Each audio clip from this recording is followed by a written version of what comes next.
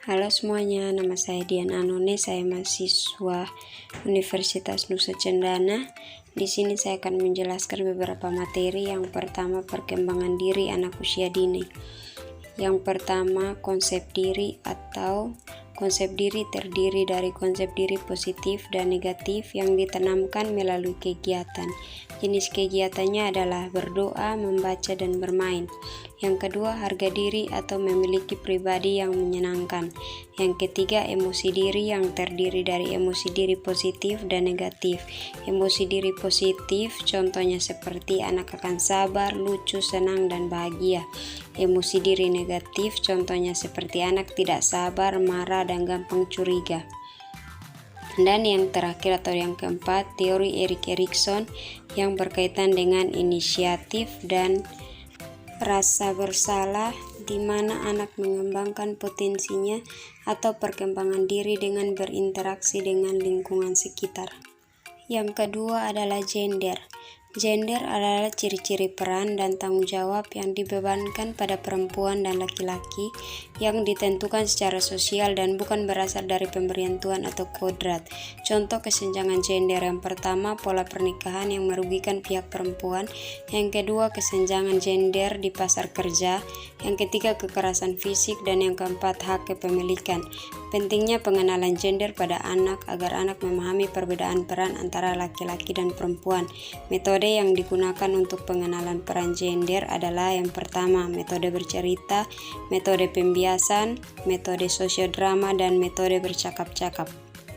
Yang ketiga adalah bermain sebagai kesibukan bagi anak usia dini. Bermain bagi anak usia dini adalah sesuatu yang sangat penting dalam perkembangan kepribadiannya. Manfaat bermain: yang pertama, mendapatkan kegembiraan dan hiburan. Yang kedua, mengembangkan kemampuan motorik anak.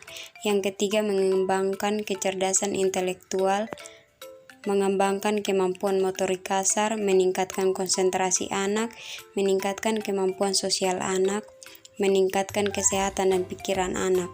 Bermain sebagai kesibukan karena sangat penting untuk membangun pengetahuannya tentang apa yang ada di sekitarnya dan membangun kreativitas anak.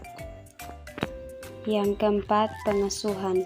Pengasuhan adalah memimpin, mengelola, dan membimbing. Artinya, pengasuhan atau pola asuh yang dilakukan oleh orang tua dan guru untuk mengembangkan potensi anak dan mengatur pola asuh yang baik bagi anak.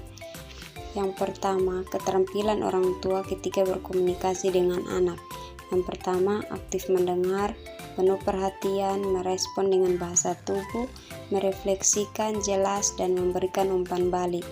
Yang kedua, contoh ucapan orang tua yang membahagiakan anak. Yang pertama, ibu dan ayah sangat menyayangimu.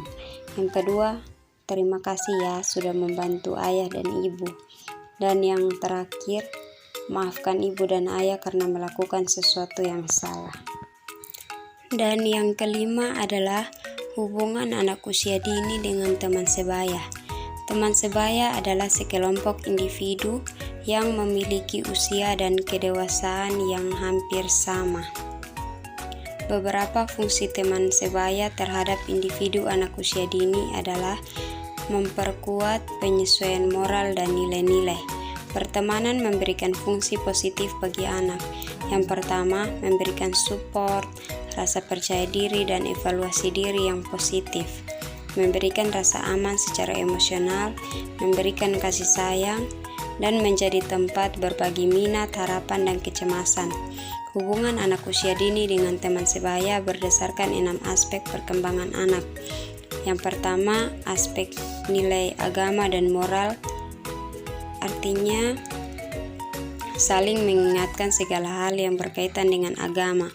Misalnya berdoa dan tidak melakukan hal buruk. Yang kedua, kemandirian, contohnya anak dibiasakan hidup mandiri. Yang ketiga, fisik motorik, melatih anak untuk mengembangkan kemampuan motorik halus. Yang keempat, aspek perkembangan kognitif untuk saling mengajari di segala situasi. Aspek perkembangan bahasa untuk berkomunikasi dengan baik. Aspek perkembangan sosial emosional dan seni. Terima kasih.